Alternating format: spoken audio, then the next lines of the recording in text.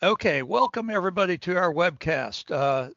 This has been a while since we've done one, but we're going to start them up, and we have three planned that I'll talk about over the next couple of months. This first one is on Informix OLAP and Advanced SQL Functions, which I'll dive into in a little bit. A little bit of background. I am Lester Knutsen. I've been working with Informix since 1983, back in the days of version 1, and actually the first version I worked on was called 0.98, and have worked with the Informix user group and the Washington area Informix user group, and we basically focus on Informix. Now, a couple of webcast guidelines. The webcast is being recorded, and if everything goes well, the recording and the slides will be available in a few days. But please mute your line and keep background noise down, because that will distract folks if they do hear it. Now, you should see a chat button on your screen. And what you want to do is, if you have questions, put them in the chat and send them to me. Now, you need to send them to everyone because Lester Knutsen is, I've logged on twice, once in a console in another room. And if you send them to Lester Knutsen on the console, I won't see them. So go ahead and send the questions to everyone so everyone can see them. And at the end of the webcast, we'll take questions and see where we go from there. So with that, I still see a few people logging in, but I'm going to go ahead and dive right in. So this sort of started a couple of years ago. I was doing a red brick to Informix conversion. And one of the questions that came up was, how are we going to handle the red brick OLAP functions? And that's when I first discovered that Informix had them. Part of when Informix purchased Red Brick, Fred Ho, who came from Red Brick, was instrumental in bringing those functions over to Informix and putting them into Informix. And so I'm going to talk a little bit first about some other advanced SQL functions, and then I'm going to talk about the OLAP functions. And this is kind of interesting because, you know, when I first saw these, I was like, why on earth would anybody use some of these functions? But once you start playing around with them, they become really interesting. And one of the things I'm working on for my next SysMaster presentation is actually using some of these window functions to look at SysMaster database data. So let me start with some basic SQL functions. Everybody knows average, count, min, max, standard deviation, sum, and variance. These all work either on a whole data set or in a group by function. But in a group by, let's say you have a 24 rows and you do a group by and it's on customer number and you have 4 customers, you'll end up with only 4 customers. So the average will give you the average for each one of those 4 customers. But what if you wanted to see the details? And that's what the OLAP functions allow you to do, is to see the details, not just the group by for these. And you also have count and count distinct and count unique. These are all standard SQL functions that have been there forever. You have min, max. One I'm using a lot is range, which basically tells you the range of values in a column. So it can go from the lowest to the highest value and tells you what the number of values are.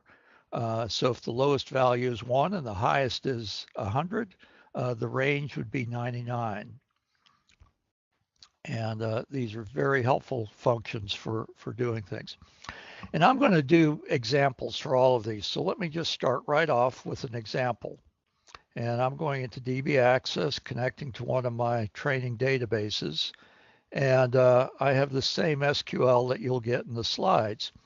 And what I'm doing here is a bunch of counts, a count on unique cities, a count on cities, and a count on distinct cities, just to show you the difference between these three ways of counting: a unique state and a unique zip count. Then I'm going to do a count on a year function, where I'm going to take a date and convert it to year, so we'll get the number of years. We'll do the same thing with a quarter function, which will give us the number of quarters, and a month function to give us the number of months in this data set. And I'm going to go against the bills table, which has about 600,000 records in it. Then I'll do a sum, an average, a standard deviation, and a variance, and then a max and a minimum. So it takes a minute to run because it's doing a scan of 600,000 records. And here I get my results. The interesting thing, I think, is if you look at the city count and the unique city count and the distinct city count, the difference is doing a count just on city, as I had here in this slide, really is the same as counting all the rows. It's like doing a count on asterisk. The unique count will tell me how many unique values are in that field. And distinct does the exact same thing, how many unique values are in that field. So if you add the word unique or distinct to a count, it will give you the number of unique values there. And then I have the average, standard deviation, variance, max, min, and total, everything else. So let's take a look at a couple of others. A year gives us the year. It will take a date and tell you what the year is. Quarter gives you the quarter out of a date. Month gives you the month out of a date. So here it tells me that there are 3 years of data. There are 4 quarters. Now, there actually may be 12 quarters because there are 3 years times 4 quarters. But it doesn't know that. It just tells you how many unique quarters there are here. And then how many months. There are 12 months of data. Again, 3 years times 12 months. There may really be 36 months, but this is telling you how many unique months you have there. A couple of other functions that I think are really helpful is weekday will tell you from 0 to 6 which day of the week it is. The last day of the month will tell you what the last day of the month is. Months between will calculate how many months are between 2 dates. If you want to do aging to see how many months are between an invoice date and today's date, this will tell you that. And then you can convert day is the number of the day of the month, and there's a date function, and toChar and toDate will all convert dates. So let me take a look at a function that does this. Here I'm going to do a group by the number of years, and a group by the number of quarters, and a group by the number of months. And then I'm going to find out what the start date, the weekday of that start date is, and do a group by that.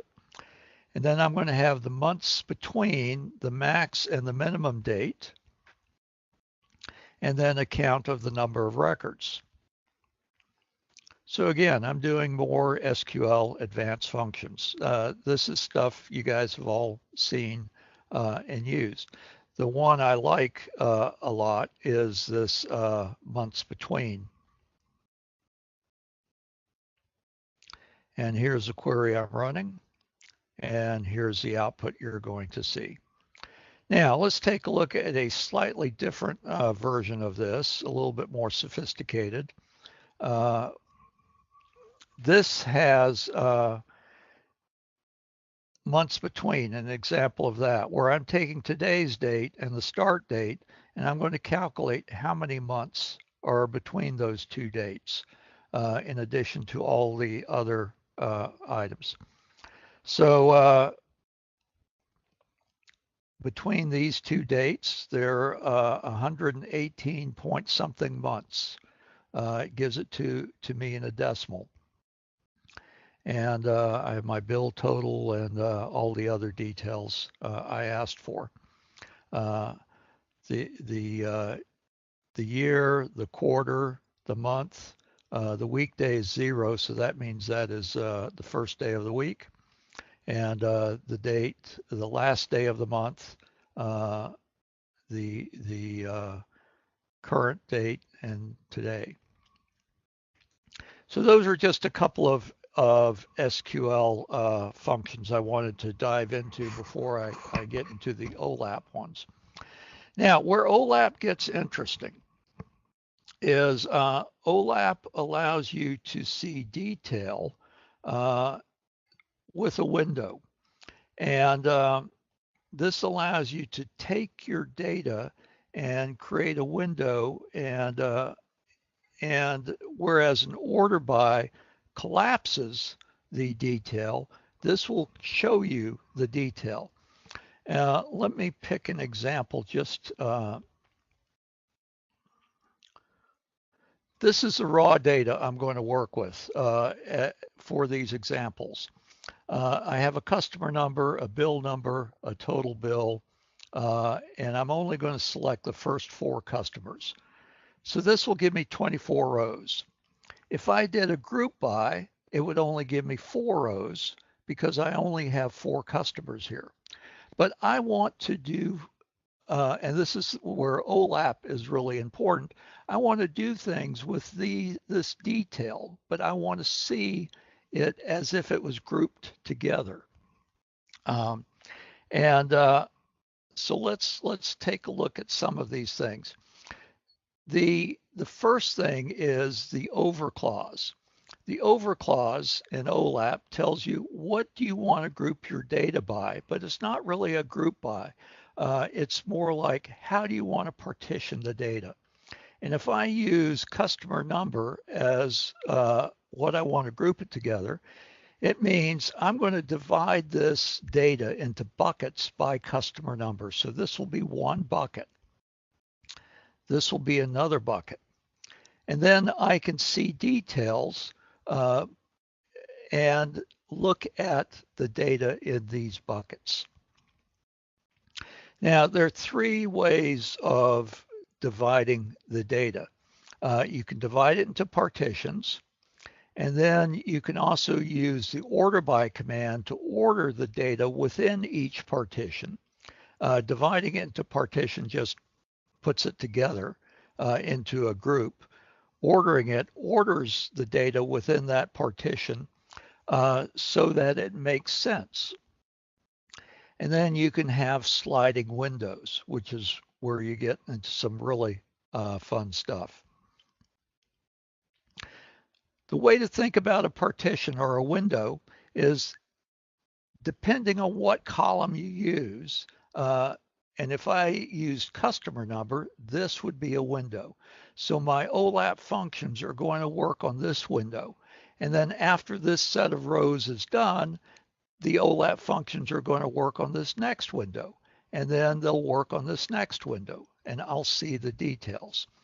Let me give you an example here.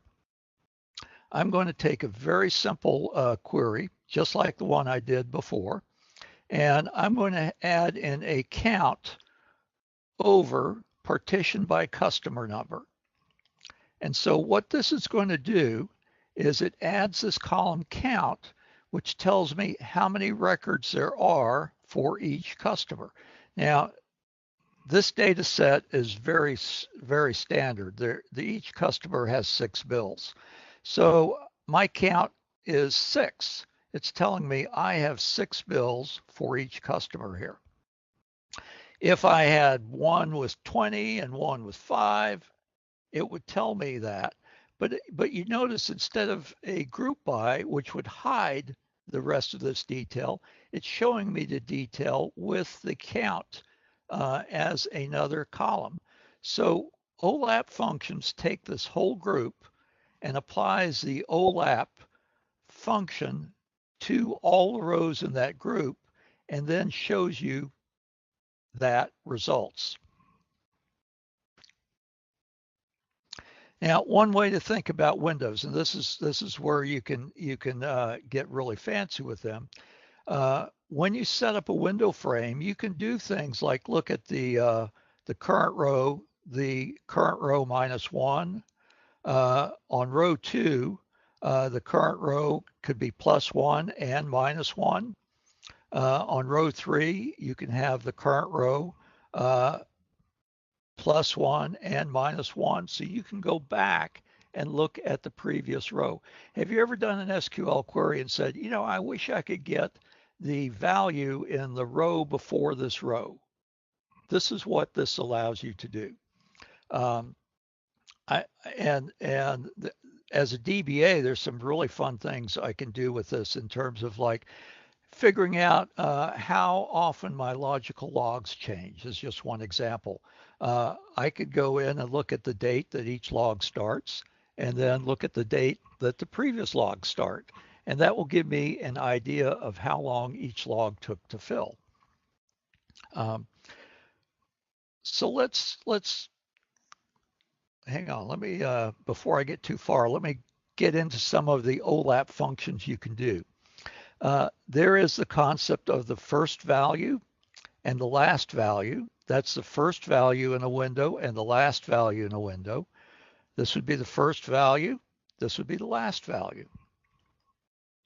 So I could do something that sees those here for every record, like comparing the current value to the first value or the last value. Ratio to report calculates the ratio of this value to the whole report. So I could say, what percent of my bill is this one value here? And I have an example of that coming up. There are OLAP ranking functions. There's lag and lead. I'll show you some of that. There are different kinds of ranking. I use rank. There's dense rank and percent rank. I don't really use those much, but I use rank quite a bit to try and identify what's the top table or top customer or top whatever that you want to see. And then you have max and min, sum, average, but these function within a window. And unlike order by, they don't collapse the detail. You get to see the detail when you use these. And the one I really like is range, which will tell me a range of values. So it takes the max and subtracts the min, and that tells you what the range of values in that set is. So let's take a look at my examples again, and I'm going to start all over here. I jumped ahead. My first query here is just, this is the raw data. 24 customers, 24 rows, 4 customers. They all have different bills and different bill amounts. And the first thing I'm going to do is the one I showed you earlier, where I'm going to divide those into partitions by customer number and count how many rows are in each partition. It's a very simple count, and it tells me that each customer has 6 bills. Now, if one had 10, it would have told me that. If one had 20, it would have told me that, but it tells me they all have 6. Now, let's try something different. Let's do, instead of a partition by, we're going to do an order by customer number. And everything else looks the same, except that instead of the word partition, we're using order by. And what this does is it tells us, okay, I've got 6 bills here. With my second customer now, I've got 12 bills. It's my 6 from the first customer plus the second 6. So this is the difference between partition and order.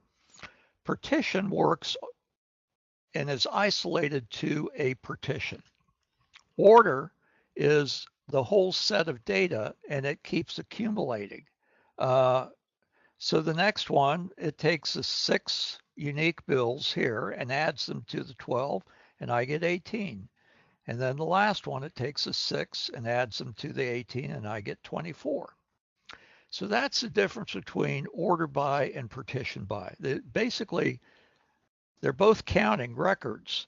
The way they're presenting them in a OLAP window is slightly different. Now, let's get a little bit more interesting. We're going to combine partition and order. And we're going to count rows preceding and rows following. And let's see what happens here. So the first record, it says there are 2 rows. And that's because I'm looking at preceding and following. There is no preceding row. There is 1 row following it. So it has 2 rows. The next row says there are 3. And that's because there is a preceding row and there is a following row. So it gives me a count of 3.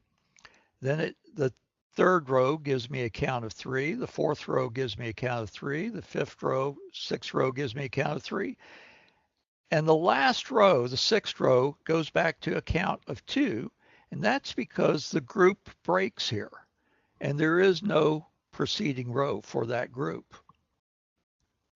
So this allows you to break out and look at the next and previous row within a group of rows. Now, if you're looking at invoices, this might be something you want to do. If you're looking at customer invoices, and then when that customer stops, you don't want to look at the next, you don't want to mix the next customer's invoice with that customer. You want to start all over again. And this is basically what we're doing, is the counting of the next and previous rows is starting and stopping every time the customer changes.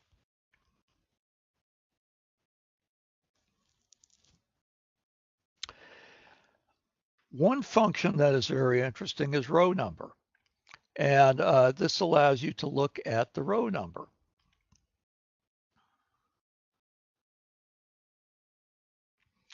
And this is the row number, and it tells me that I'm on row 1, 2, 3, 4, 5, 6, and then I start over again because I'm in a new group. So I'm showing you the row number here for the rows in that group. For group 3, I've got the 6 rows, and each row has a row number. And again, I'm partitioning it by the customer number, which gives me the groups that I'm looking at.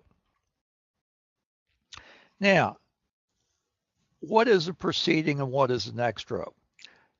Here I'm taking a look at lag and lead, and I'm partitioning it by customer number to take a look at the next and preceding row for each group. And let me run that. So here I'm on the first row. There is no lag. Lead is the next row. That shows up right here. For row 2, the lag is the preceding row, and the lead is the next row.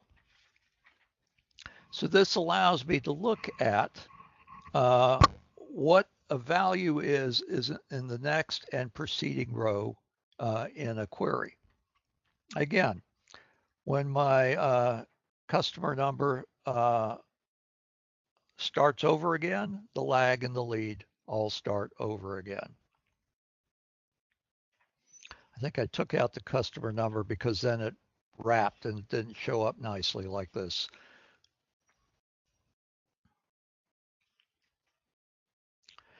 Now, ranking. There's also options to show rank and dense rank and rank over and rank percent. And let me bring up a couple of examples of that.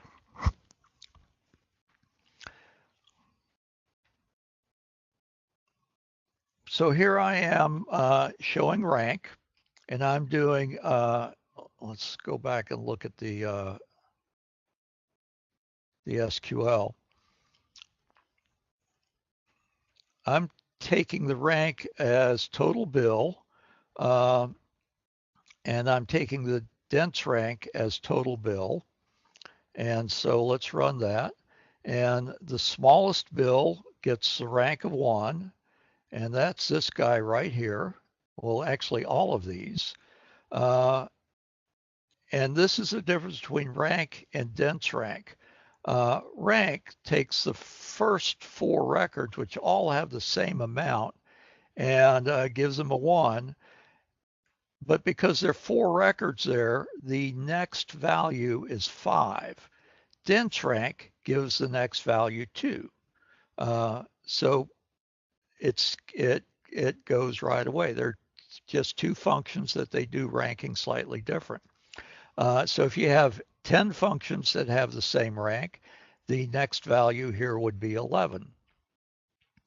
And again, I have, whoops, didn't mean to do that. I have the next set of values, and then the highest values is the last set of $180. And again, that has a rank of 21 because there are 21 different values here, or 6 depending on whether I use dense rank or rank. Now, the next part is the percent rank. And the percent rank gives me a percentage of what this is. And again, it tells me what the percent of that is of this whole group. So $108 is 0.86% of the total value here. And the last one I really like is this report to ratio. And this tells me what the ratio is of this bill to the whole report. And so I'm going to run it. And here's a sum of it. And then here's my breakdown of this first one is 20, I think that's going to be 20%, and down to 1.2. And oh, this is by state. This has got 52 rows. This is I changed the pattern here. This is the 52 states, and it tells me New York has 6% of all the data, because I also multiplied this by 100 in that fact that column. Yeah, so it's taking the rank, multiplying it by 100, and that tells me the of the 52 states, New York had the highest ratio. So that's sort of a quick intro to the OLAP functions and some of the things you could do with them. Again, it's looking at details. The difference between this and group by will not show you the details. This will show you the details. And this allows you to look at the next and the previous row and to look at your value compared to all of the values. Now, some of these may cost a bit.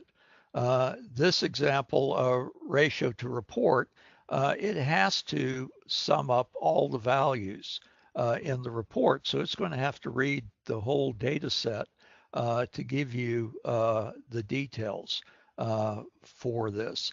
So I'm not going to say they're all fast. Some of them may take a bit of time on very large data sets to perform.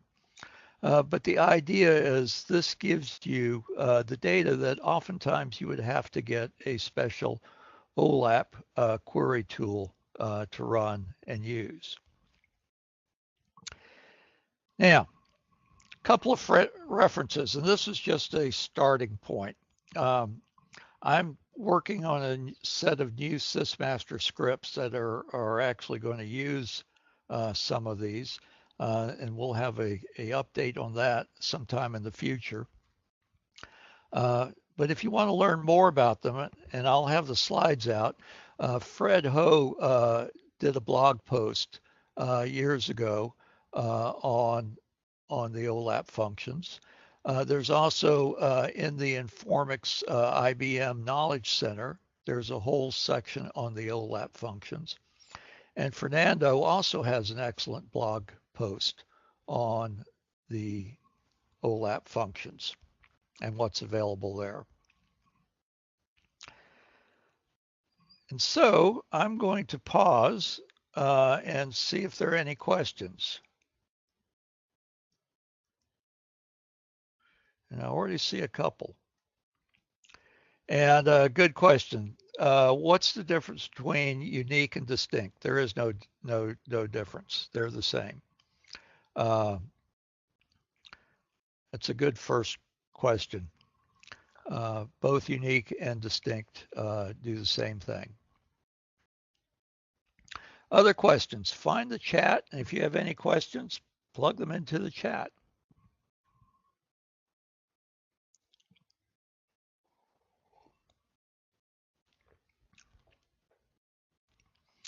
If not, feel free to drop me an email with a follow-up question. The slides will be up probably in the next couple of days, so you can go take a look at some of these functions. And there are some examples in the stores demo. If you're on a version 12, I believe there are some examples there in the stores demo database that you can try these out with. Are there any other questions? Cool. The next two webcasts we have planned, April 11th, Tom is going to do one on encryption between the client and the server. And this is becoming more and more of an important issue. How do you encrypt the data between your client and the database server? Normally that's set in clear text. And so this is, I think, a key topic to look at.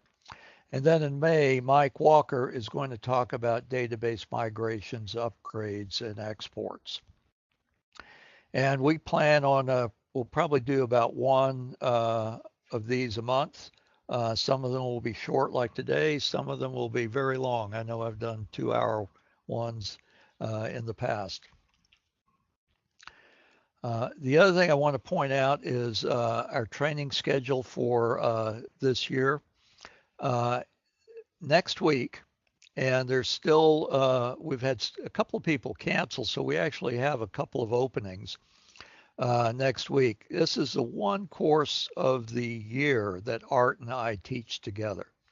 So if you want to get a course with both Art and me teaching, next week is your one chance to do it, and we do have a few places open for you to attend. Then in April and in September, I'll do a course for new database administrators. What's really interesting about our training is we're doing more training. I call it private courses. But if you have a company that has 4 people that you want to get trained, it's actually cheaper to do a private course. And I've done 3 private courses so far this year, and I have 1 more coming up week after next in March. So it's a lot of fun to do. And this is sort of a picture. If you do want to come to a training class, this is our training class here. We have 8 machines, and that's the limit. We can only take 8 students because we have 8 machines. They all have 8 cores, 16 gigs of RAM. They're an SSD drive. And we can therefore do some pretty serious benchmarking databases. Those of you who remember the fastest DBA course we used to do, that's the basis of a lot of this training. In addition, we do remote monitoring and support and consulting. And feel free to drop us a line. So with that, I'll look to see if there are any last questions.